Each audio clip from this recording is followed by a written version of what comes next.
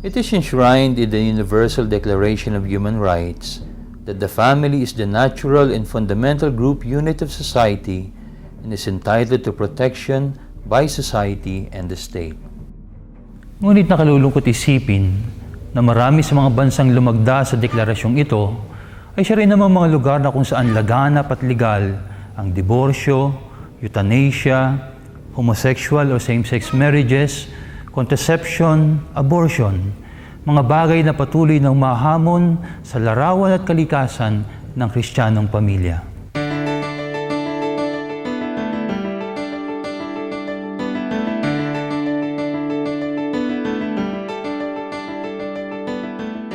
Dahil dito, sunod-sunod na ang mga dokumentong pampamilya ang ipinahayag ng ating simbahan upang tulungan tayong tugunan ang iba't ibang mga isyu na kinaharap ng bawat pamilya. Hindi exempted dito ang ating bansa sa mga suliraning ito.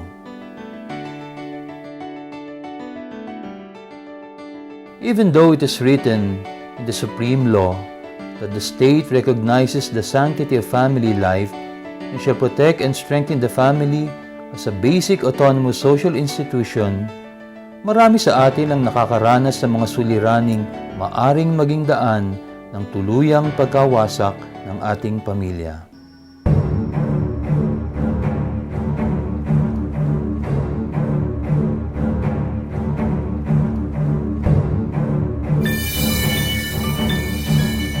Sampung taon matapos ang Second Plenary Council of the Philippines, idinaos sa Archdiocese ng Maynila ang National Pastoral Consultation on Church Renewal noong Enero 22 hanggang 27, 2001. Sa pagpupulong na ito, naging resolusyon na paigtingin ng simbahan ang kanyang mga programang pastoral, lalo tigit yung mga tumutugon sa mga programang pagpapamilya.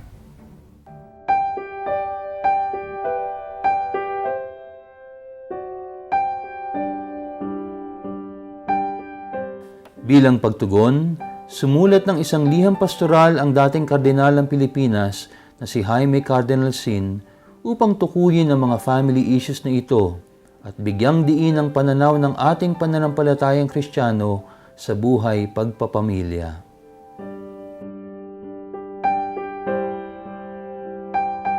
Mula nang naganap ang World Meeting of Families sa ating bansa noong taong 2003, mabilis na lumaganap ang mga seminars at conferences sa tulong ng iba't ibang mga tagapagsalita na sumuri at nag-aral sa mga isyong tinukoy ng ating mahal na kardinal sa kanyang liham pastoral na pinamagatang Subtle Attacks Against the Family and Life.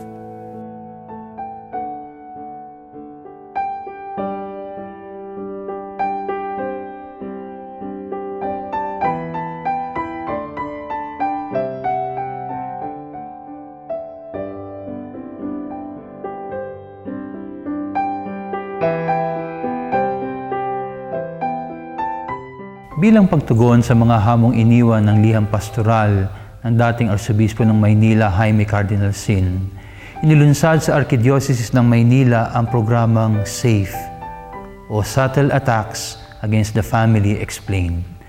Ito pong SAFE seminar ay binubuo ng mga 7 mahalagang paksa na tumutukoy sa mga bagay-bagay hinggil sa buhay pagpapamilya tulad ng demography, human sexuality, the gospel of life, New Age spirituality, pornography and violence in the mass media, sex education, at marriage and family according to God's plan. Ang SAFE seminar na ito ay ngayon ay pinagpapatuloy ng Ministry for Family and Life of the Archdiocese of Manila.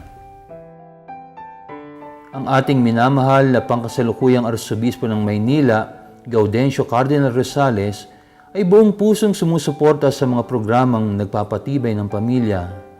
Ito lamang ang paraan upang mapagtibay din natin ang ating lipunan at simbahan, sapagkat ang pamilya ay tinaguri ang pangunahing unit ng lipunan at bilang munting simbahan.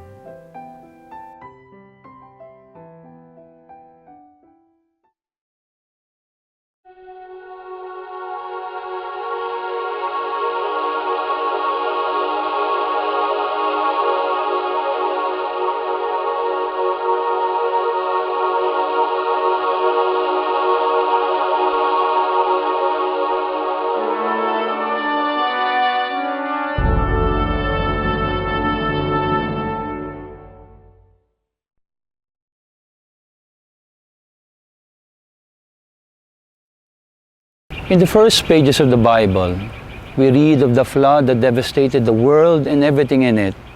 But Noah and his family were saved because they were safe aboard the ship that God instructed Noah to build. In the New Testament, the apostles too feared for their lives as they were tossed about by winds and waves one violent night on the sea.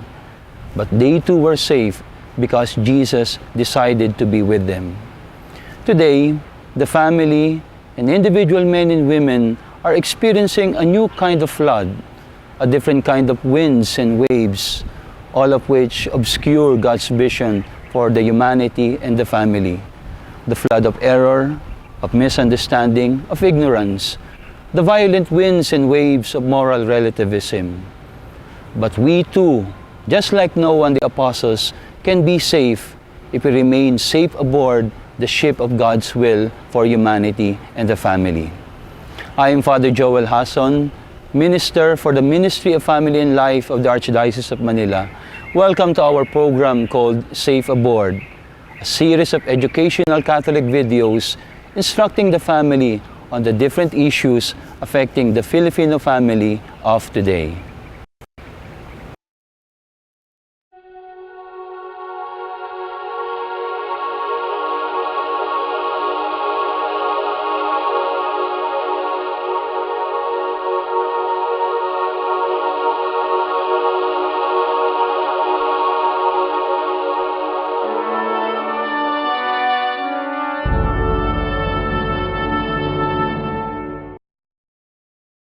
Sa kasaysayan ng inang simbahan, di bago ang kaganapang pang-aatake sa katotohanang itinuturo niya. Kaya naman sa pagkakataong ito, muling nagpahayag ang magisteryo sa pamamagitan ng Pontifical Council for Interreligious Dialogue ng opisyal na pagpapahayag tungkol sa issue ng New Age spirituality. Nagsimula na rin ang mga sunod-sunod na pag-aaral ng mga pari, relihiyoso at laiko alinsunod sa banal na kasulatan at katesismo. Lahat tayo ay nagnanais na mapalago ang ating buhay kabanalan. Lahat tayo ay nagnanais na mapalalim ang ating spiritualidad. At sa paghanap natin ng mga paraan upang gawin ito, marahil marami na rin sa atin ang narinig yung tinaguriang New Age spirituality. Ano nga ba ang New Age spirituality? Ano ba ang mga hamon na ibinibigay nito sa ating pananampalatayang Kristiyano? Ano ba ang mga hamong ibinibigay nito sa ating personal na spiritualidad? Inanyayahan natin si Father Gerard Mital, pari ng Diocese ng Antipolo, upang liwanagin sa atin ang mga issue regarding New Age spirituality.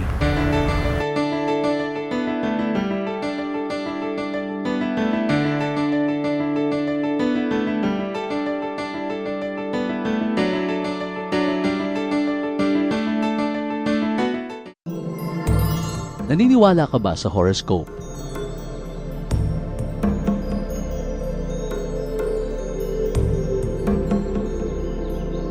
Naniniwala ka ba sa mga pungsoy?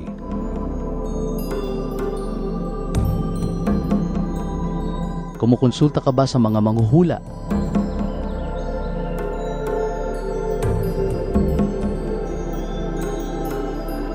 Naniniwala ka ba na ikaw ay may soulmate?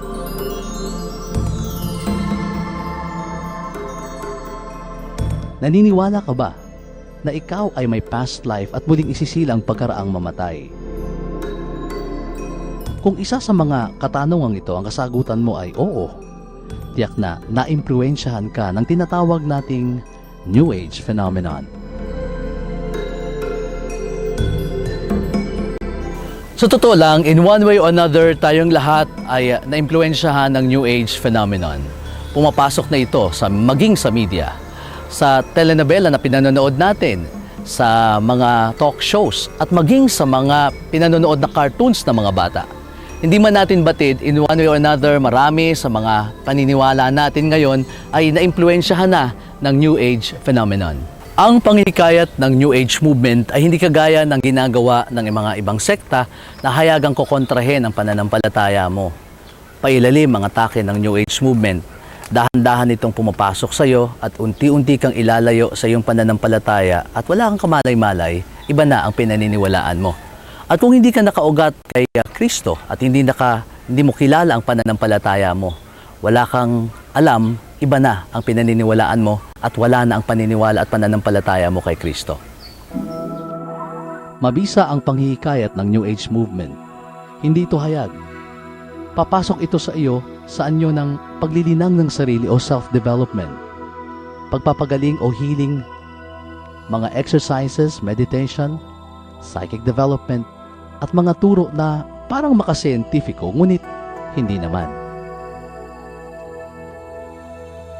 Sasabihin nito na ang ganitong practice ay compatible sa iyong pananampalataya. O dili kaya naman ipapakita nito na ito ay ganap na sekular o makaspiritual na gawain at walang kaugnayan sa relihiyon at sa pananampalatayang Katoliko.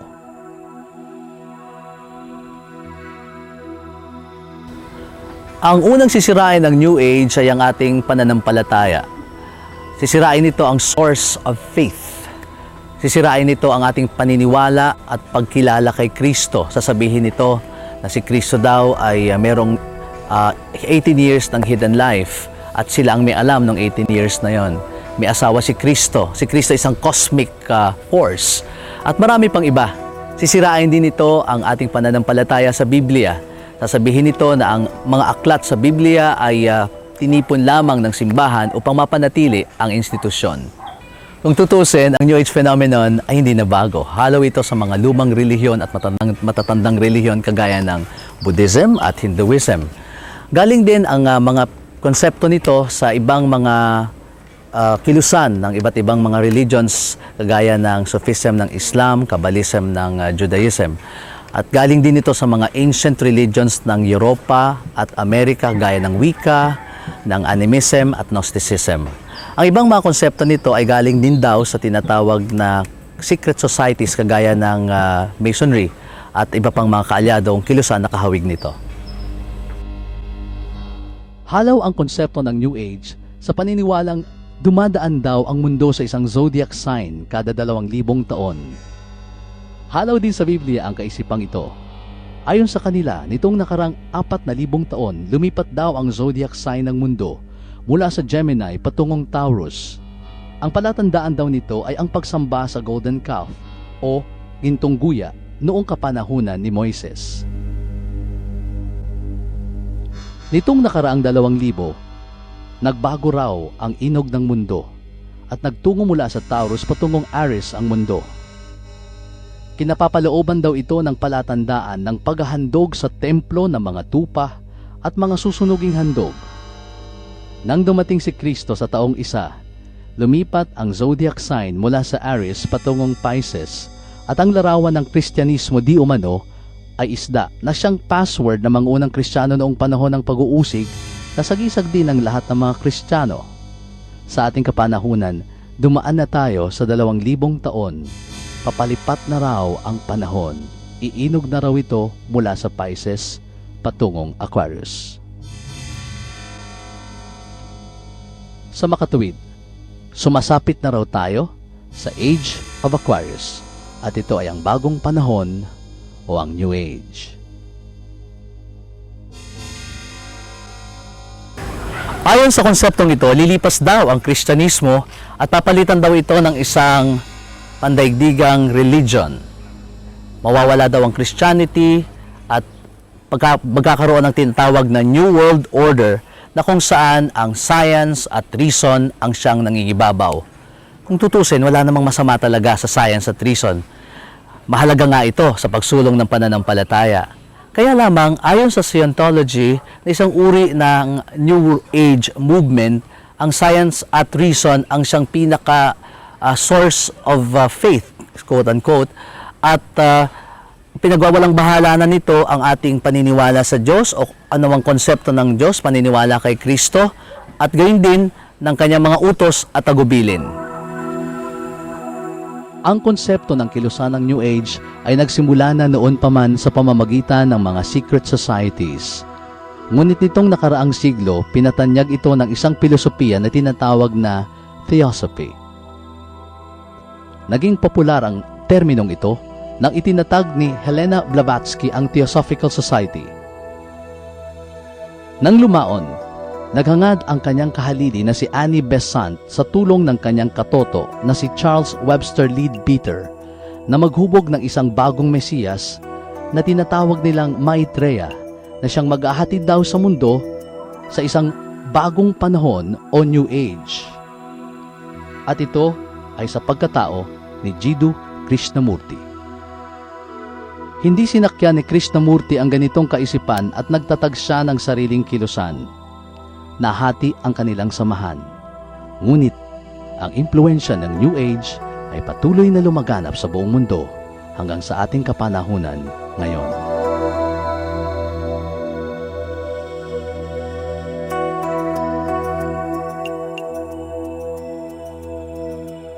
Hindi kapansin-pansin ang impluensya ng New Age movement sa simbahan, subalit ang mga konsepto at mga practices nito ay nakapasok na sa istruktura ng iglesia.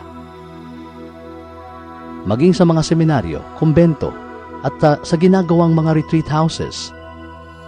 Dahil dito, nabahala ang simbahang Katoliko. Binalaan nito ang mga mananampalataya sa pamamagitan ng papalabas ng isang dokumento na inilunsad ng dalawang sangay ng Batikano, ang Konseho Pontipical para sa Kultura at ang Konseho Pontipical para sa Dialogo ng mga Relihiyon.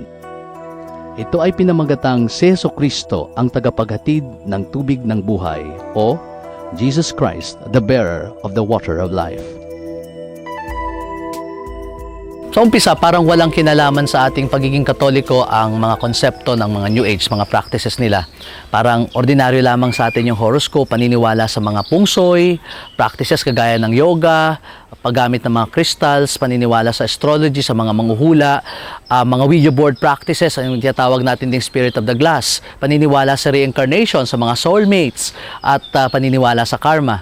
Pero wala tayong kamalay-malay, unti-unti nitong papalitan yung ating pananampalataya at isang umaga magigising ka na lamang, wala na yung pananampalataya mo at napalitan na ng iba. Ano ba ang New Age movement? Ang New Age movement ay hindi isang specific organization. Wala itong leader, wala rin itong mga talaan ng mga kasapi, at wala itong sentro na kagaya ng mga established religions. Ang modernong New Age movement ay bantog sa isang fenomeno na kung tawagin ay channeling. Ayon sa kanila, may mga tinatawag na spirit guides na siyang gumagabay sa kanila. Ito ay kanilang tinaguriang spiritual masters. Hinahalinhan di umano ng mga ito ang otoridad ng banal na kasulatan at ang mga opisyal na tagapagturo ng simbahan. Wala itong opisyal na kasulatan o banal na aklat. Humahalaw sila ng mga sita sa Biblia at sa iba't ibang mga banal na aklat ng iba't ibang relihiyon, at pinagsasama-sama nila ang mga ito ayon sa kanilang interpretasyon at sa doktrinang pinangahawakan nila. Karaniwan sa New Age movement ay may katuruan ukol sa karma at reincarnation. Para sa kanila, ang dalawang ito ang batas ng buong sansinukob. Bagamat naniniwala silang may Diyos, siya ay hindi nila nakikita bilang isang may sariling pag-iral na nakikipag-ugnayan sa tao, kundi ito ay isang puwersa lamang o kapangyarihang laganap na maaring manipulahin, linangin at pag-aralan, at ang taong natuto sa landas ng puwersa ay nagiging Diyos din. Tungkol sa pagkilala kay Kristo, may tatlong trend ang New Age movement sa pagkilala sa Kanya. Ang unang trend ay si Kristo daw ay isang cosmic force. Hindi daw si Kristo naging konkretong tao, kundi nanatiling isang puwersa sa kalawakan na bumabalot sa buong sansinukob. Sa may salita, hindi sila naniniwala sa incarnation, hindi rin sila naniniwala sa passion, death, and resurrection of Christ. Iyon yung first concept. Ang second concept na paniniwala kay Kristo, si Kristo raw isang avatar. Ano bang isang avatar? Well, pamilyar ngayon yung terminong avatar, pero ang avatar ay isang Diyos o Diyos. No? Mayroong isang divine entity na naging tao, pinanganak, isinilang. Si Kristo, of course, totoo po yun kay Kristo. Pero sabi ng New Age movement, hindi lamang si Kristo ang nagkaroon ng ganitong pangyayari. Dito naganap lamang kay Kristo ang isinilang na mga tao na galing sa kanilang pagiging Diyos, antas sa pagiging Diyos at naging tao. Pangatlong paniniwala tungkol kay Kristo, si Kristo daw ay totoong tao, kapareho ng pangkaraniwang tao. Kaya lamang daw si Kristo ay dumating o umabot o umakyat doon sa isang level of higher existence o higher self, na kung saan tayo rin daw kapareho ni Kristo ay pwedeng magkaroon ng ganitong antas ng pagkatao o pagkadiyos. Sa madsalita, parang lumalabas na tayong lahat pwede ring maging Diyos. Para sa New Age, walang langit na inaasahan at walang impyernong kinatatakutan. Mayroon lamang na kaganapan ng panahon sa kanyang pag-inog. At sa tuwing dumarating ang panahong iyon, dumarating din daw ang isang Maitreya na paulit-ulit na magaganap. Malayong-malayo sa katuroan ng ating simbahan na tayo ay naghihintay ng iisang araw na pagdating ni Jesus at wala nang iba. May pagkakaiba ang turo ng Kristyanismo at ng New Age. Una, ang pinagbubuhatan ng turo ng New Age ay galing sa mga spirit guides at mga pinagsama-samang turo ng iba't ibang mga kasulatan sa iba't ibang mga relihiyon. Halaw naman ang ating pananampalataya buhat sa pahayag ng Diyos sa pamamagitan ni Kristo Jesus na nakapaloob sa banal na kasulatan at masasalamin sa kasaysayan ng simbahang Katoliko. At siyang pinaliliwanag sa atin ng Santo Papa at ng tinatawag nating tagapagturo ng simbahan o ng magisterium. Kumikilala tayo sa otoridad, kinagalang natin sila at ang kanilang sinasabi ay tinuturing nating batayan ng pananampalataya na turo na galing sa Panginoong Hesukristo. Si Kristo Jesus ay isang Panginoon, tagapagligtas ng sangkatauhan, natatangi at walang katulad, iisa lamang siya at wala nang iba. Ang tao ay hindi dumadaan sa proseso ng reincarnation o pagbabalik sa lupa pagkatapos ng kamatayan.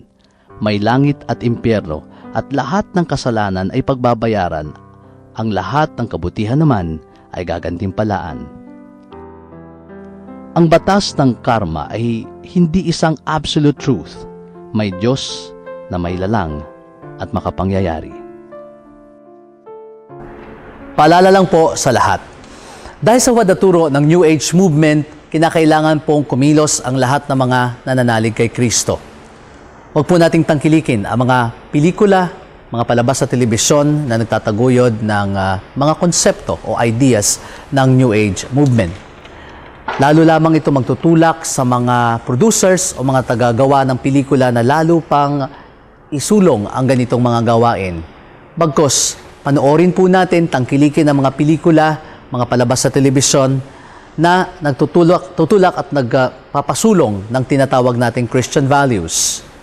Sa bahagi naman ng mga nababasa natin at napapanood, purbahan muna natin ang katotohanan. Alamin natin ang turo ng simbahan at ang mga posisyon nito hinggil sa mga ganitong usapin na batay sa banal na kasulatan.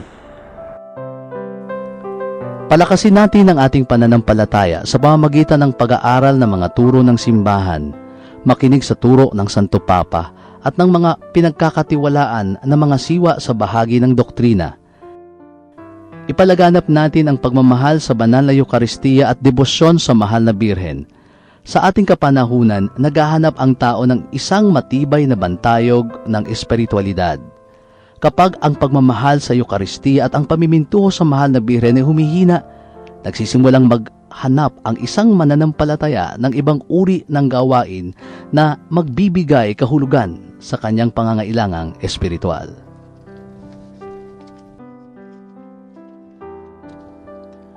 Magkaroon tayo ng pagmamahal sa banal na kasulatan at maging ugaling basahin ito at isabuhay. Alalahanin ninyo ang mga nangasiwa sa inyo na nagpahayag sa inyo ng salita ng Diyos. Isipin nga ninyo kung paano sila namuhay at namatay at tularan ninyo ang kanilang pananalig sa Diyos. Si Jesucristo noong nakaraan ay siya rin sa kasalukuyan at siya rin magpakailanman. Huwag kayong patangay sa sari-saring kakaibang turo. Alalahanin natin ang sinasabi ng ating unang Santo Papa, si San Pedro. Humanda kayo at magbantay. Ang diablo na kaaway ninyo ay parang leyong umaatungal at aali-aligid na humahanap ng masisila. Labanan niyo siya at magpakatatag kayo sa inyong pananalig sa Diyos.